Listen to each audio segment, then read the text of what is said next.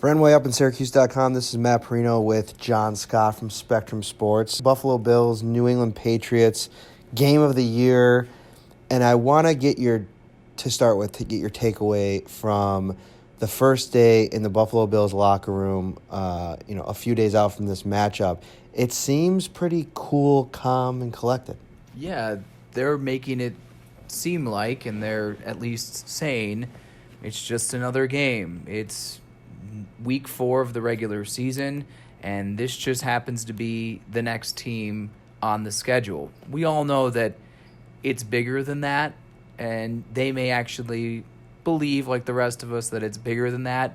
But at surface level, they are saying that they're just looking at New England as the next team up, and we'll see what happens Sunday. One question that I want to hit right off the bat is the importance of this game. So I've heard a lot of, talk radio this week been like, do the Bills need to win this game? And my first thought was probably not, right? Because it's not a super difficult schedule from top to bottom, 1 through 16.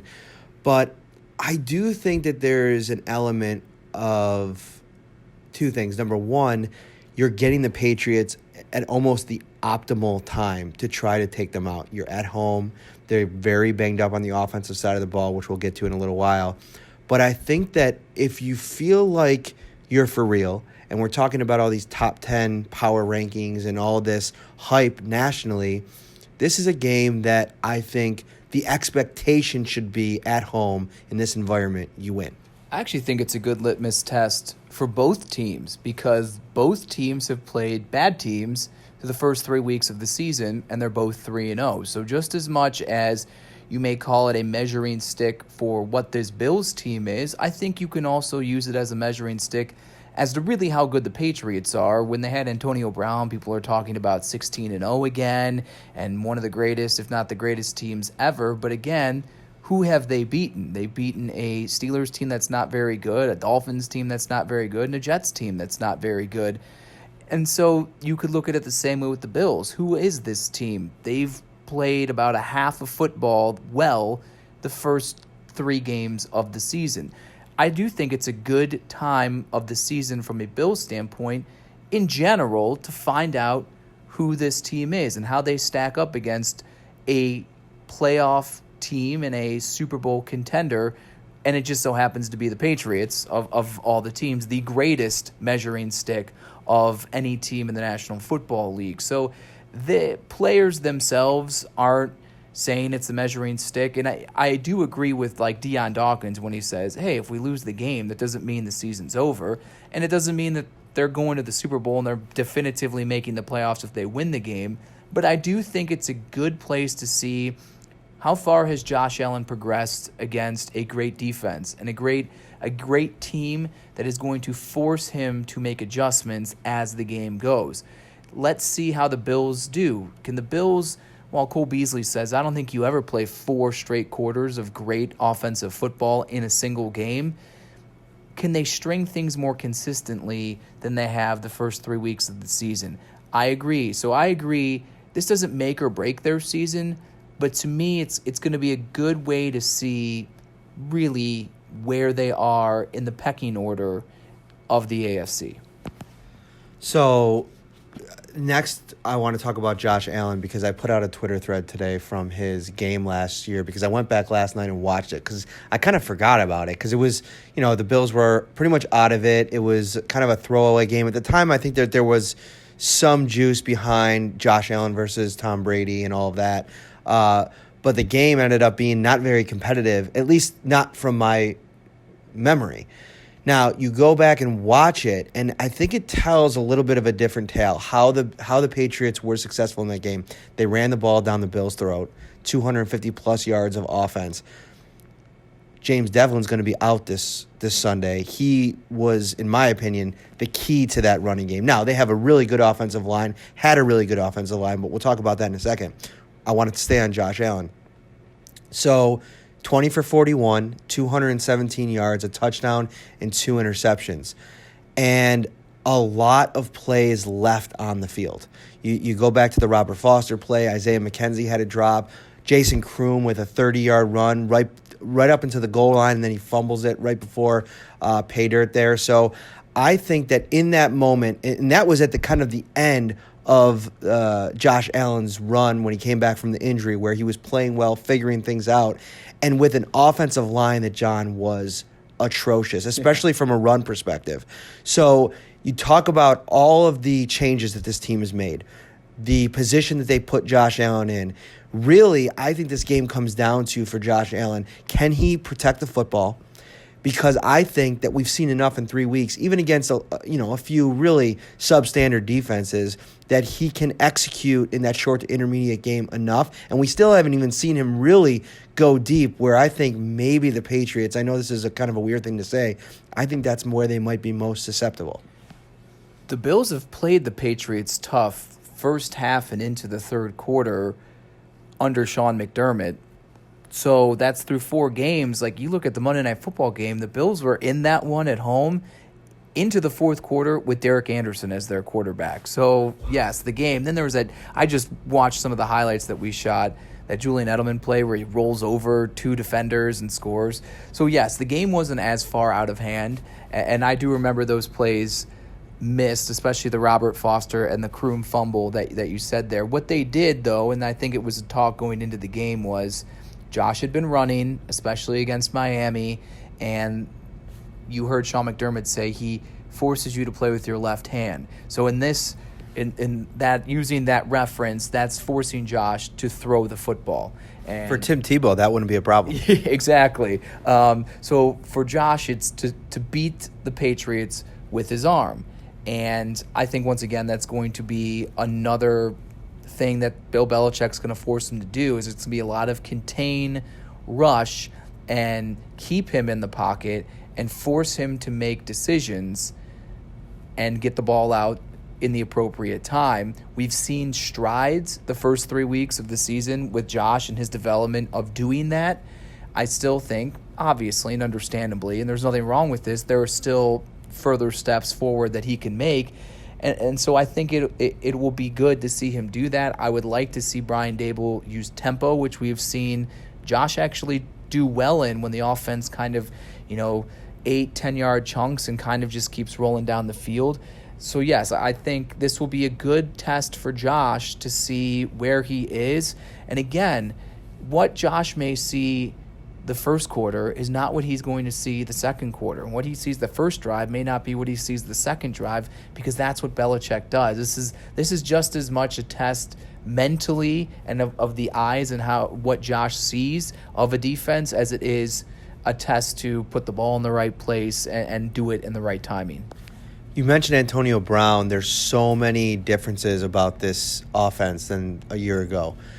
They're without their, starting center and David Andrews, who's lost for the year at the beginning of the season. Isaiah Wynn, who's out for the season as well. They have an old Bills name, Marshall Newhouse, in at left tackle. And I actually talked to somebody from the Boston media, and they said that, he looked decent last week, only a few hurries. I mean, I would imagine that Jerry Hughes is probably chomping at the bit to get into that matchup a little bit. But I think what is happening here, and Marcus Cannon's been dealing with an injury on the right side.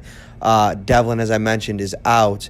Julian Edelman is dealing with a rib injury. So they're pretty beat up. And even so, they haven't really been able to run the ball with the same amount of success that they had last year. And really, they rode to a Super Bowl on their running game. So I think that this Bills defense has to be feeling confident in their ability to contain this offense, just because how they beat them in last season.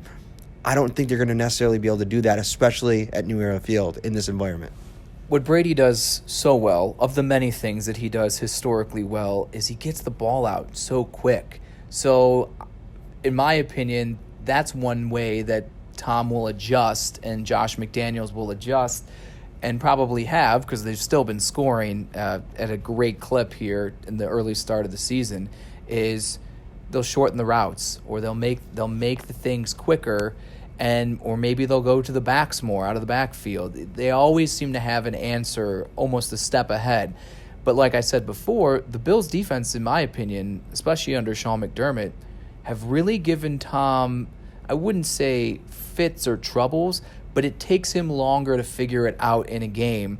Whereas the first half, you go into the locker room and you'll see the score and you're like, wow, Brady really hasn't done a whole lot. The offense is in check. If the Bills had any offense of sorts, this would actually be a much closer game. So I think that, yeah, they're not, the parts are interchangeable. And I heard Lorenzo Alexander say today that, like, they just keep plugging and playing guys, and the train keeps rolling. And it's almost like the momentum is no different, whether it's all pros on the offensive line, or they're plug-and-play guys like this, or it's Antonio Brown, or it's Randy Moss, or it's Julian Edelman, or it's Philip Dorsett, or it's Cordero Patterson was crushing them a year ago in Foxborough. And it's like they just keep plugging people in there. And between Brady, Josh McDaniels, you talk about a synergy. We've heard Josh talk about being with Brian Daboll through one offseason. Josh McDaniels and Tom Brady have been together forever. You add Belichick into that, and in his mind, they somehow seem to always overcome whatever personnel deficiencies that may be in front of them. And yes, they haven't played great competition, but despite all of these injuries, they're still 3-0. They're still scoring well over 30 points a game. And, again, the running game isn't doing much, but Cincinnati's running game wasn't doing very much entering last week. And Joe Mixon was a big catalyst, I think, to the things they did in the second half and kind of flipping the script a little bit. So it will be interesting to see. We know Sony Michel is talented. You've seen Rex Burkhead start to get some run. We'll see what all happens there. But I agree that they'll probably try to run the football because that's what they prefer to do. But the passing game is short and quick, and it's all a matter of if you can contain that. So I guess before we go, our impressions of what we think is going to play out. I mean, you don't have to even give a prediction necessarily. I might give one. But how do you feel like this game is going to play out? How much success do you think is potentially available to this Bills offense on Sunday? I think they have it because just like the Patriots are matchup-centric, the Bills are, under Brian Daboll this season, showing that they can do things with matchups. A guy that's been really quiet is Robert Foster, and that's a guy who presents an element. We know John Brown is a burner, but he's been kind of utilized in an all-around capacity. Josh tried hitting Robert down the middle of the field, clearly did not see the safety over top for help. But I think to maybe open up Isaiah McKenzie and Cole Beasley, is this a Robert Foster game? Is this a game you try to do that? I think Devin Singletary would be a huge addition to this team to add as like a change of pace and a more dynamic player out of the backfield position, because I think you saw in the second half they lost confidence in TJ Yeldon after the fumble. And Frank Gore was good, but whatever. So I think this Patriots defense is incredible. I mean, even dating back to the Super Bowl, we saw it. I mean, it was a snooze fest, but they were doing really, really well against a high-powered offense. And this year they haven't allowed a touchdown. So it's a daunting task, but I do think that it is there. You've seen it. I mean, the Jets' defense is not that bad. And when they had C.J. Mosley, I know a lot of people say week one that was the swing. They were moving the football still. It was the turnovers, which you would really call unlucky, that really swung the momentum offensively and stalled things in the first half. I think the Bills' offense has playmakers. I think they're confident. And I think it could be a low-scoring affair. I mean, I know if you take into account what you said about injuries and personnel issues that the Patriots may have on offense, and the way I've seen this defense really do a good job at containing, that's all you're going to do with Brady and them, is containing him. I think it can be a low-scoring game, and I think the Bills have enough in their arsenal, especially with the game plan that Brian Daboll, I'm now confident because I've seen him game plan and pull some bag of tricks out. I think they could get 14, 17, 20 points, and I think if the defense continues to play how it has, I think then the Bills have a legit shot of winning the game. I think we talked about litmus test, and I think that the big ones are going to come on both sides of the ball at the line for this team. The restructured offensive line, and I talked to Deion Dawkins today about it, this game last year, 9 months ago, you were playing with 4 completely different guys, and let's be honest, 4 not very good players, and all of a sudden you look down that line, and Pro Football Focus, and I know some people respect those grades a little bit differently, but it's just a nice kind of starting gauge for how people are playing. Quinton Spain is the top rated lineman on this team right now, according to PFF, which, if that's the case, a journeyman starter that you was kind of an afterthought in the offseason, you're getting contributions from John Feliciano at guard that you never would have expected heading into the season. And obviously what's going on with Cody Ford and Ty Nsekhe at right tackle, I thought Cody Ford looked really good at times at guard over the weekend. So and on the other side, against an offensive line with a new center, an inexperienced center, and a guy who they're high on, and he's looked good for the first 3 weeks. He's also their highest graded player, which I think is interesting. But a guy that hasn't faced a defensive front like this yet. And you got an Ed Oliver who all of a sudden is getting a little bit impatient with the lack of success at being able to kind of hit the quarterback. Now, interesting stat I saw. His pressure rate is 14.1% through 3 games, which ranks 18th for all interior defensive linemen, which, that's fine. That's good. I think he's starting well. But I think that you're going to see things ratcheted up a little bit for Ed Oliver this week, especially going against Tom Brady, because, let's be honest, that's what he was brought here to do. Yeah, and he's just a funny character. I could talk to that guy, even though sometimes it doesn't make sense. But, I think you've seen him make plays. He's also, now he's used to being triple teamed and not, making plays without making plays. I think he thought coming into this, I'm in the NFL, I'm not going to get triple teamed as much.